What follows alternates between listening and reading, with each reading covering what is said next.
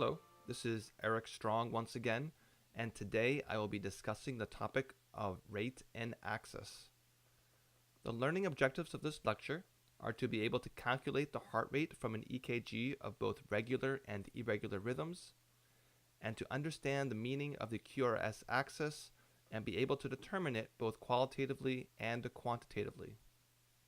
Before I begin, I would like to point out that determination of rate and axis can occasionally seem like an unnecessary exercise taught more for historical reasons than for practical ones. This is because modern EKG machines contain a computer algorithm that will automatically calculate the rate and QRS axis and include these values on the EKG printout. They are almost always located in the upper left, where the QRS axis is denoted by this middle number here. The adjacent numbers refer to the P and T wave axes. The reason one should be able to determine the rate manually is twofold. Sometimes you'll need to figure out the rate on a device that is not a typical EKG machine, for example, a printout from a portable cardiac monitor that one might find in an ambulance. Second, although very uncommon, the EKG algorithm sometimes gets the rate wrong. This can occur when the QRS amplitude is very small or when the T waves are excessively prominent. As with the rate, the algorithm rarely miscalculates the QRS axis, doing so only when the patient has an indeterminate axis discussed later in this lecture. However, the manual determination of axis serves as an excellent practice by which the medical trainee can become familiar with thinking about the directionality of the electrical processes of the heart with respect to the location of specific EKG leads. Comfort with conceptualizing vectors of electrical current in the heart is of great importance in EKG interpretation of abnormalities such as ventricular hypertrophy, ischemia, and a variety of unusual rhythms which the algorithm usually gets wrong. I'll discuss rate first. There are two general techniques to determining rate. I call the first technique the 300 rule. Just to remind you, an EKG is essentially a visual representation of the voltage in the heart as a function of time, as seen from the surface of the chest wall at various locations. Conventional EKGs are printed on red or pink graph paper, consisting of big dark boxes which are subdivided into light small boxes. These small boxes are 1 millimeter in width, which, unless the machine is otherwise programmed, is equal to 40 milliseconds. Therefore, a big box is 5 millimeters in width, or 200 milliseconds. How can one use this information to determine rate quickly? And what does the number 300 have to do with it? To answer this, let's do some simple dimensional analysis. The final value of interest is beats per minute. How do we get to those units with our big box equals 200 milliseconds relationship? We know that there are 60 seconds in a minute. If there is one big box for each 200 milliseconds, then there must be 5 big boxes for each second. Finally, to get the units to work out, we can ask how many big boxes correspond to 1 beat. Multiplying this all out and canceling units provides the very simple relationship heart rate in beats per minute equals 300 divided by the number of big boxes between beats. It's that simple. For example, here's an EKG. What is the rate? We can see that there are 3 big boxes between adjacent peaks of the QRS complexes, so the heart rate is 300 divided by 3, which is 100 beats per minute. Another example. In this case, there are 8 big boxes between QRS complexes. The rate is thus 300 divided by 8, or 38 beats per minute. You don't even need to have a traditional 12-lead EKG for this technique. Here is a single lead rhythm tracing, and the same analysis applies. So there are 2 big boxes between beats, therefore the rate here is 150 beats per minute. Although the math is extremely basic, most clinicians will make this process even more automatic by memorizing this table, which is nothing more than the factors of 300. An important exclusion criteria to being able to use the 300 rule is that it cannot be applied when the ventricular rhythm is irregular. In this situation, one needs to use the 10-second rule. This rule utilizes the fact that each lead in the traditional 12-lead EKG is recorded for exactly 2.5 seconds. As there are 4 leads across the EKG duration is 10 seconds. 10 seconds divides into a minute 6 times, therefore the heart rate in beats per minute is approximately equal to the number of beats across the EKG times 6. For example, in this EKG of atrial flutter with variable AV block, we can count 17 beats across, which can be counted on any line. Then the heart rate is approximately 17 times 6, or 102. A second example. Here is some atrial fibrillation. In this case, there are 22 beats across the page. Thus, the heart rate is a rather quick 132 beats per minute.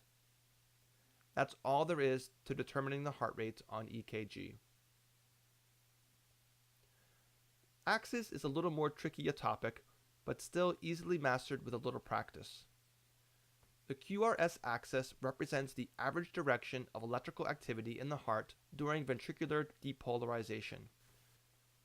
So here's a heart in the thoracic cavity. At different points in time during ventricular depolarization, there will be vectors of electrical current throughout the heart. In reality, this is a contiguous wave of depolarization.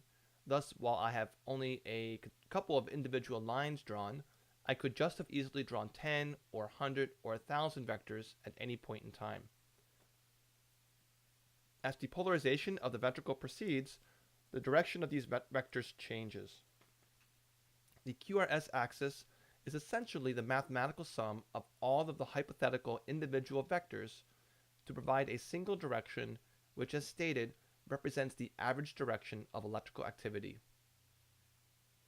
The QRS axis can technically point in any direction in three-dimensional space. However, in most circumstances, we are only interested in the projection onto the frontal plane of the net electrical vector of ventricular depolarization. Therefore, axis is usually reported as an angle on the frontal plane using the classic hexaxial reference system shown here. So thus lead 1 points directly to the left and is assigned 0 degrees by convention, and lead AVF points directly inferiorly and is assigned positive 90 degrees. In some circumstances, one might want to also calculate the QRS axis in other planes, such as the so-called transverse QRS axis using the precordial leads. Doing this quantitatively is rare. However, a qualitative assessment of the transverse QRS axis is very common, but is usually referred to as assessment of the R-wave transition. The R-wave transition point will be discussed in another lecture. And unless otherwise specified, the term QRS axis should be assumed to refer only to the axis in the frontal plane. Deviation of the QRS axis from normal can provide insight into chamber enlargement, abnormalities of the conduction system, myocardial infarctions, and the origin of some arrhythmias. One problem faced by anyone attempting to determine and interpret the QRS axis is to be able to compare it to normal. A QRS axis less than normal, that is more negative than normal, is considered a left axis deviation, frequently abbreviated LAD. A QRS axis greater than normal, that is more positive than normal, is considered a right axis deviation, or RAD. Unfortunately, there is no consistently applied normal range for QRS axis. In addition, when the axis reaches the zone between positive 180 and positive 270 degrees, it is called an extreme axis, superior axis, or indeterminate axis. Be aware that usage of the term indeterminate axis is incorrect, as it means something different that I'll discuss in a few minutes. To give you an idea of the variety of opinions as to the range of normal QRS axis, as well as opinions regarding terminology, here's a summary of what is described by leading EKG textbooks. Here's the very popular The Only EKG Book You'll Ever Need, which divides the 360 degrees of the frontal plane into 4 quadrants, with a normal range 0 to positive 90, the range of positive 180 to 270, the latter of which is also equal to negative 90, is termed extreme right axis deviation. Here is one of my favorite EKG texts, Marriott's Practical Electrocardiography, the range of normal axis is slightly expanded, and extreme right axis deviation is instead referred to as just extreme axis. Chow's electrocardiography in clinical practice, which is as close to a definitive text in general EKG interpretation as there is, defines an even broader range of normal axis, along with some additional terms. Finally, a large number of internet resources, as well as common usage, divides the range of possible axes into 4 equal quadrants, but then subdivides left axis deviation into pathologic and physiologic.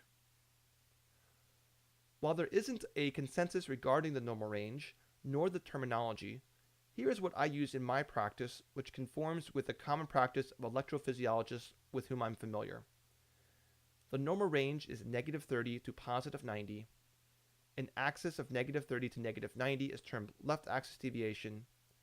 Axis within +90 to +180 is right axis deviation.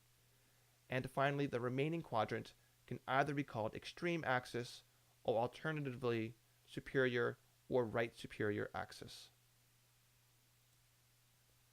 One of the difficulties faced with defining normal is that there are several non-pathologic factors which affect the QRS axis. The first of these is age. At birth, people actually have a rightward axis, attributed to the fact that the right ventricle is relatively more massive, as pulmonary vascular resistance is higher than systemic vascular resistance in utero. Within several months after birth, axis normally shifts to around +60 or so, and then over a person's subsequent lifetime, it will gradually drift further leftward, such that the average axis in normal elderly patients is in the neighborhood of +15 to +30 degrees, with some differences between gender. Another factor is body type. Tall and thin individuals tend to have more of a vertical axis closer to +90, while short and obese individuals tend to have a leftward axis closer to 0. Before discussing the specifics of how to manually determine the axis, I must first review an extremely simplistic way to classify QRS complexes by morphology. They can be predominantly positive, where the area under the curve formed by the QRS complex is predominantly above the baseline of the EKG tracing. The complex can be predominantly negative, or the complex can have equal areas above and below the baseline. This type of complex is most frequently referred to as an isoelectric complex, which is a poor term since the word isoelectric more implies a flat line segment at baseline. Therefore, I would scratch this term and replace it with equiphasic. Once again, an equiphasic complex encloses equal amounts of area above and below the baseline. As with determining rate, there are 2 different techniques to determine axis. One is qualitative, and the other is semi-quantitative. The qualitative one is the quadrant approach. With this, one examines the QRS complex in leads 1 and AVF, focusing on whether it is predominantly positive or negative in each. Then one uses the chart to determine which quadrant the axis lies in. If the QRS in 1 is positive and the one in AVF is negative, you may be dealing with left axis deviation, or normal. If this happens, the next step is to look at the QRS complex in lead 2. If it is predominantly positive, there, the axis is normal, and can be further narrowed down to -30 or 0 degrees. If the QRS in 2 is predominantly negative, the patient has left axis deviation with an axis between -90 and -30. To see how to apply this, let's look at an example. For this EKG, the QRS in lead 1 is predominantly positive, and that in lead AVF is also predominantly positive. Referring to the table, this gives us a normal axis. Let's look at 4 more very brief examples. How about this EKG? QRS in lead 1 is predominantly positive, while the QRS in lead AVF is predominantly negative. This puts us into the LAD question mark category, so we need to go to the next step and examine lead 2. Lead 2 is predominantly negative. Therefore, this patient has a left axis deviation. In this case, the QRS is predominantly negative in 1, while the QRS in AVF is predominantly positive. Thus, this patient has right axis deviation. In this EKG, both the QRS in 1 and in AVF are predominantly negative, so this patient has an extreme axis deviation.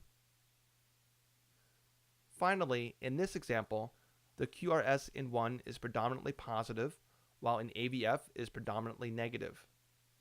We need to look at lead 2, which we can see is predominantly positive.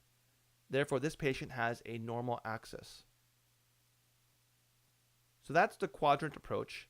After just a little bit of practice, using the table to the left will become second nature. While this approach is very simple, its downside is that it is qualitative only. That is, it does not provide an estimate of the actual numerical QRS axis in degrees, other than placing it into a broad category. In situations where a more precise numerical estimate of axis is desired, the equiphasic approach is preferred. The first step in the equiphasic approach is to determine which limb lead contains the most equiphasic QRS complex, which I'll subsequently refer to as the equiphasic lead. In order for the QRS complex to be equiphasic in a particular lead, the average direction of electrical activity over the duration of ventricular depolarization must be 90 degrees away from the angle of that lead. So the next step in this approach is to determine which lead lies 90 degrees away from the equiphasic lead. Finally, if the QRS complex in the second lead is predominantly positive, the direction of this lead is approximately the QRS axis. If it is predominantly negative, the QRS axis is 180 degrees away from the direction of this lead. Let's look at how to apply this to an actual EKG. As we look at this example, ask yourself, which of the leads contains the most equiphasic QRS complex? It appears to be lead AVL. The equiphasic QRS complex does not necessarily need to be the smallest in amplitude as it is here, but it helps to identify it when it is unusually small. For step 2, we must refer to our hexaxial reference system for our 6 limb leads. By definition, AVL is at negative 30 degrees. 90 degrees clockwise is lead 2 at positive 60. For step 3, we look at the QRS complex in this lead and determine if it is predominantly positive or negative. It is predominantly positive, so therefore our QRS axis is also approximately positive 60 degrees. I'll go through 2 more examples of this approach. In this case, AVR is most equiphasic. AVR lies at positive 210 degrees in our reference system. 90 degrees away from this lead is lead 3 at positive 120 degrees. The QRS complex in lead 3 is predominantly negative. Therefore, the QRS axis is 180 degrees away from the direction of lead 3. 180 degrees away from positive 120 is negative 60. Thus, the axis is approximately negative 60 degrees. This example is a little more tricky because there really isn't a clear equiphasic lead. So we must choose the closest thing to one, which I think is lead 2. You'll notice that lead 2 is obviously more positive than negative, but the adjacent lead in the reference system, that is lead AVF, is clearly negative. This means that the actual transition point from being predominantly positive to predominantly negative occurs somewhere between leads 2 and AVF. So therefore, one can imagine a virtual equiphasic lead just clockwise of lead 2. Again, this virtual lead lies between 2 and AVF because 2 is positive and AVF is negative, and it lies closer to 2 because 2 is more equiphasic than AVF. What lies 90 degrees away from this? Well, that would be a virtual lead just clockwise of AVL. So let's look at the QRS complex in AVL. It's predominantly positive. So therefore the QRS axis is approximately equal to negative 30, and to be more precise, it is ever so slightly inferior to negative 30. The computer algorithm for this particular EKG had calculated an axis of negative 22. There is just one more situation concerning determination of axis to discuss. This is the case of the indeterminate axis. This occurs when all of the limb leads have a QRS complex that is equal parts positive and negative. That is, all of the leads appear equiphasic. This is most commonly seen in COPD as a manifestation of the pulmonary disease pattern of low voltage, poor R wave progression, tall P waves, and unusual axis. That concludes this lecture on the determination of rate and QRS axis of the EKG. If watching this on YouTube, please feel free to leave comments or questions or share with your colleagues.